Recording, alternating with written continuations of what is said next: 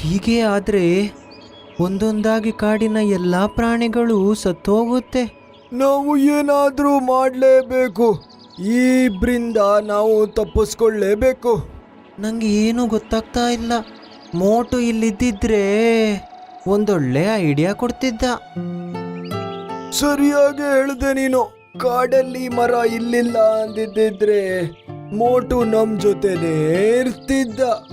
ಅವಾಗ ಆ ಕರಡಿ ಪಕ್ಕದಲ್ಲಿರೋ ಒಂದ್ ಮರನ ತೋರಿಸಿ ಹೇಳುತ್ತೆ, ಈ ಮರ ಇಲ್ಲ ಅಂದಿದ್ರೆ ಮೋಟು ನಮ್ ಜೊತೆ ಇರ್ತಿದ್ನ. ಅಂದ್ರೆ ಮೋಟು ಇಲ್ಲಿಂದ ಒಂದಿನ ಹೋಗ್ತಾ ಇದ್ದ. ಆಗ ಬಿಸಿಲು ಸ್ವಲ್ಪ ಜಾಸ್ತಿ ಇತ್ತು. ಅವನು ಈ ಮರದ ಅಡಿಯಲ್ಲಿ ಕುತ್ಕೊಂಡು ಆರಾಮ್ ಮಾಡಕ್ಕೆ ಶುರು ಮಾಡ್ದ.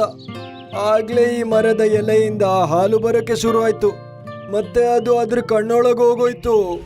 ಅದನ್ನ ಕೇಳಿ ಎಲ್ಲರೂ ಆ ಮರದ ಎಲೆಗಳನ್ನ ನೋಡ್ತಾರೆ. ಆಮೇಲೆ ಆನೆ ಹೇಳ್ತು, ಅರೆ ಹಾ, ಇದ್ರಿಂದ ಅಂತೂ ಹಾಲು ಬರ್ತಾ ಇದೆ.